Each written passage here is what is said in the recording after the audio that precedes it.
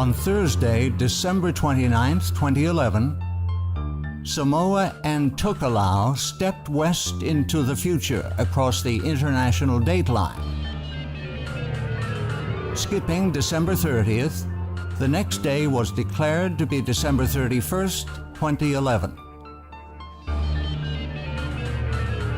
The move was purely for economic convenience. Samoa has close trading ties with Australia, New Zealand, and China. Being one day behind their closest neighbors cut 2 days, Monday and Friday, from each work week. While most Samoans welcome the change, the skipped-over date presents serious challenges to Christians who conscientiously believe the week has cycled without interruption since creation, and they need to worship on a specific day of the week. When it is important to worship on a precise day, deleting one day from the calendar can have weighty consequences. The fact is, the international date line is a relatively recent man-made invention. It zigzags its way down the Pacific Ocean and has changed several times over the years. The international dateline is the imaginary line on the Earth that separates 2 consecutive calendar days. The date in the Eastern Hemisphere, to the left of the line, is always 1 day ahead of the date in the Western Hemisphere. It has been recognized as a matter of convenience and has no force in international law. Without the international dateline, travelers going westward would discover when they returned home 1 day more than they thought had passed, even though they had kept careful tally of the days they were away. This happened to Magellan's crew after the first circumnavigation of the globe. Likewise, a person traveling eastward would find 1 fewer day had elapsed than he had recorded, as happened to Phileas Fogg in Around the World in 80 Days by Jules Verne. The Gregorian calendar in use around the world today is a solar calendar having a continuous weekly cycle. On a solar calendar, the days and years are measured by the sun, but the months and weeks are purely arbitrary, having no link to any movement in nature.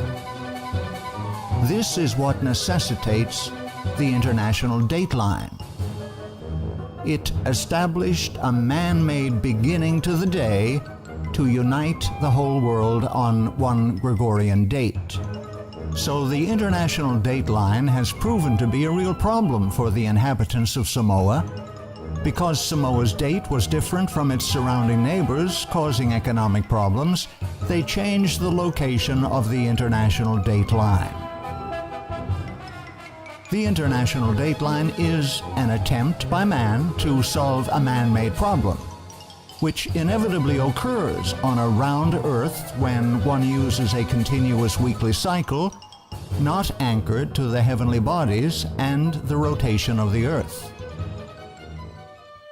However, when one chooses to follow the Creator's luni-solar calendar, Yahuwah, as the arbiter of time, has set the moon to govern the monthly and weekly cycles for specific locations.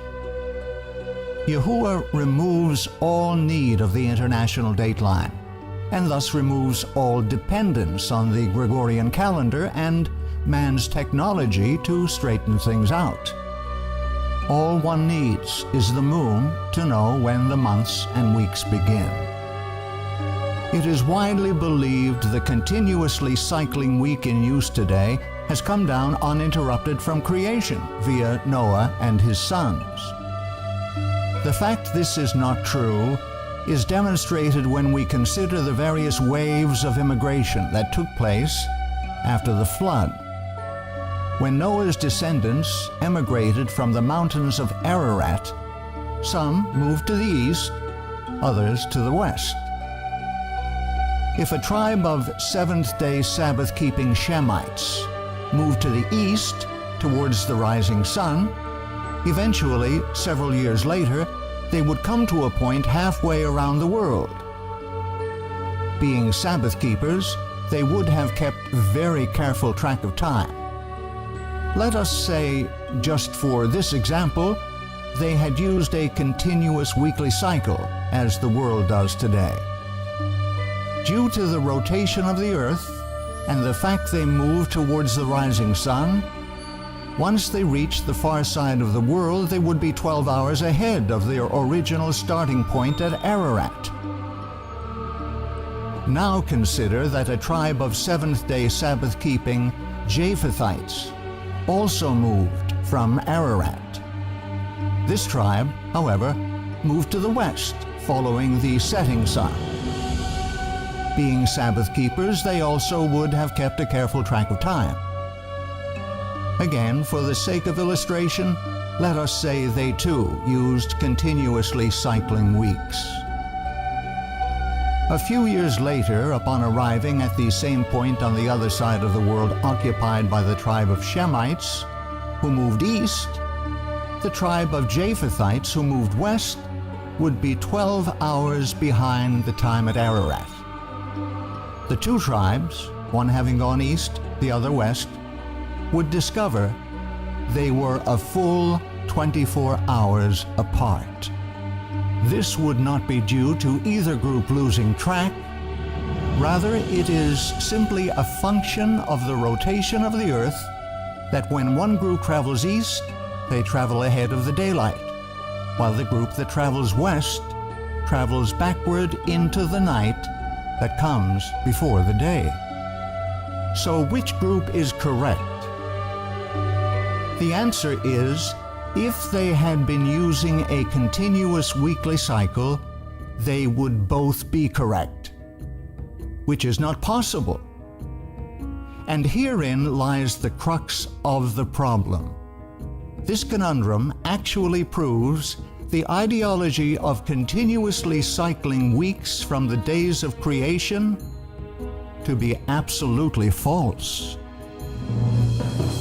As people spread out and populated the world in the centuries following the flood, they took with them the method of timekeeping used by Adam and his descendants, which was brought down through the flood by Noah and his sons. This method of timekeeping, established by Yahuwah at creation, was the lunisolar calendar. Unlike the solar Gregorian calendar, which uses only the sun for marking time in days and years, the lunisolar calendar uses both the sun and the moon for time calculation. Like the solar Gregorian calendar, the lunisolar biblical calendar uses the sun to measure days and years. Unlike the solar calendar, however, the lunisolar calendar uses the moon for regulating months. This, in turn, keeps track of the 7-day weeks because the weekly cycle restarts with each new moon. The result is, if two tribes moved away from Ararat, one to the east, the other to the west, and encountered each other a few years later on the other side of the world, they would both be 12 hours different from their original starting point at Ararat, but they would not be 24 hours apart from each other. As each tribe moved, they would keep track of time by watching the moon. As the tribes moved closer together on the far side of the world, their observation of the moon would also draw closer and closer together, so that when they finally met, they would both be as at the beginning of their journey, on the same day and the same date. Here is seen the beauty and symmetry of the heavenly system of timekeeping. At creation, Yahuwah specified the lights, plural, in the heavens were to be used for marking the passage of time, as well as noting the time for all religious observances. And Yahuwah said, "Let there be lights in the firmament of the heaven to divide the day from the night, and let them be for signs, and for seasons, and for days and years. The word seasons comes from the word moed. This is a word widely used to refer to all religious gatherings. In fact, all of the feasts listed in Leviticus 23, the first of which is the seventh-day Sabbath, are also called moedah, the plural of moed. When the Creator set aside the Sabbath day and blessed and sanctified it as holy time, He also created a system whereby people could keep track of the passage of time so they could know and worship Yahuwah Elohim when His Sabbath arrived. It took both sun and moon to create this perfect system of timekeeping. As the anchor to the months and the weeks, the moon regulates time accurately, no matter where you are on earth. Thus, were a tribe of Shemites to move east, and a tribe of Japhethites move west and reunite a few years later, they would be united on the same weekly schedule because the basis for their weekly count is anchored in the heavens. It is not grounded on any man-made institution. Scripture explicitly states that the moon was created to mark the passage of time.